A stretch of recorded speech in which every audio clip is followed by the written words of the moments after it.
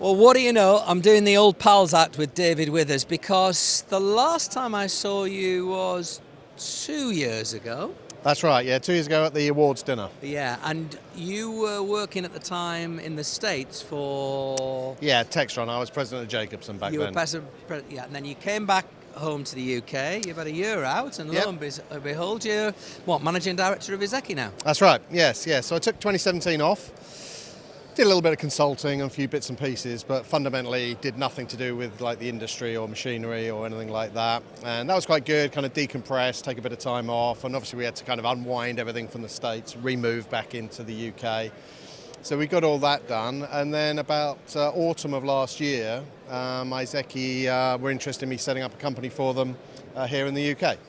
And so we kind of got in dialogue about that, and we kicked off on January the 1st of 2018. Now, is this a hard industry to kick then? Did you have designs on leaving the industry altogether, or does it get in your bones, under your skin to such an extent you can't let it go? Yeah, I think it does. I think we always say if you're a turfie, you're a turfie, and I kind of am, I guess. I did look at it. I had a couple of other options actually to stick more in corporate life. But more in material handling, and a couple of other options that there were over back in Europe. But it just felt a waste to me. I mean, I've spent the last 30 years building relationships and knowledge in this particular industry. And I've always said that this industry is more predicated around relationships than it is around anything else.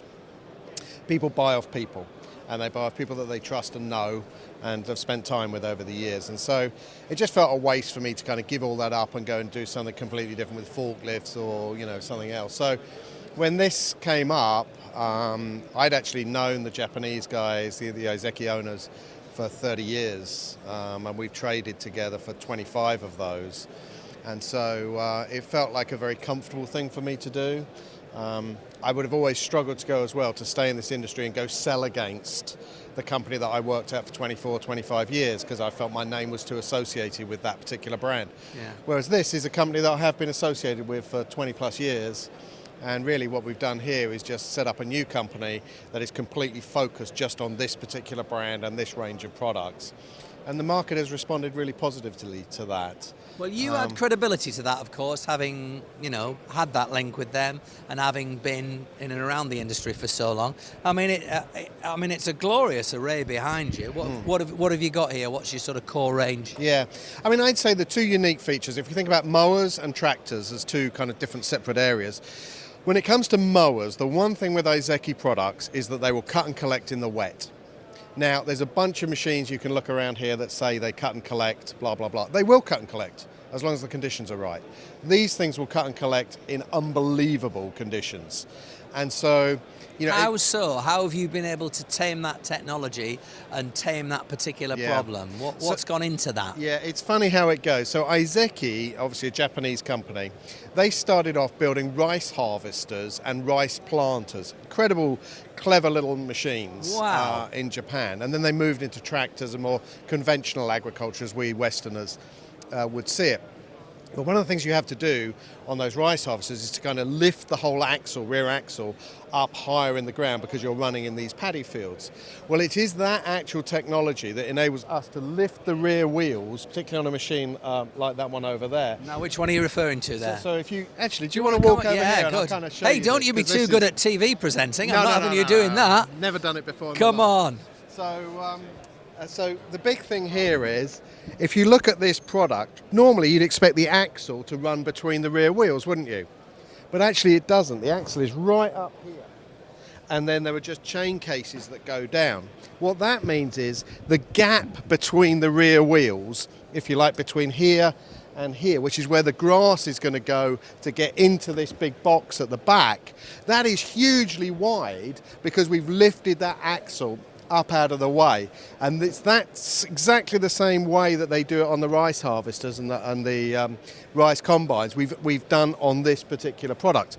You'll see quite a lot of products that have got a big tube going up the side. you know, where they're taking the grass around the side. But we don't do that. We move the grass the shortest possible route, which is right directly back from where it's cut into the back of into the hopper there. Now, I've clearly made Mark fall asleep No, you here. haven't made me fall asleep. Which, You haven't made me fall asleep.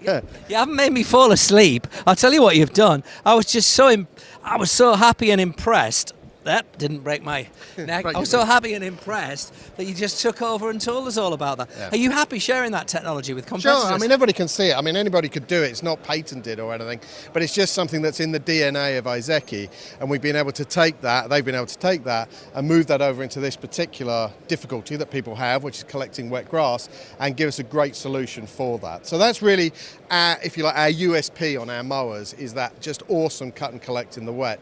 On the tractors, you know, the more conventional sort of Western style tractors like what you see here, it's two things really. One is the best cab in the industry. You know, we've really focused on making sure that the customer, the actual user, is really well protected and really well looked after in the cabin environment.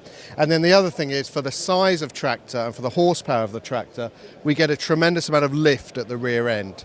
So you're able to use a bigger implement with a small tractor. And of course what that does is it reduces the amount of compaction that you're putting on the ground. So let's say with one of our competitors' tractor, you've got to use a 60 horsepower tractor which weighs 2 tons, and you're running that over your football pitch.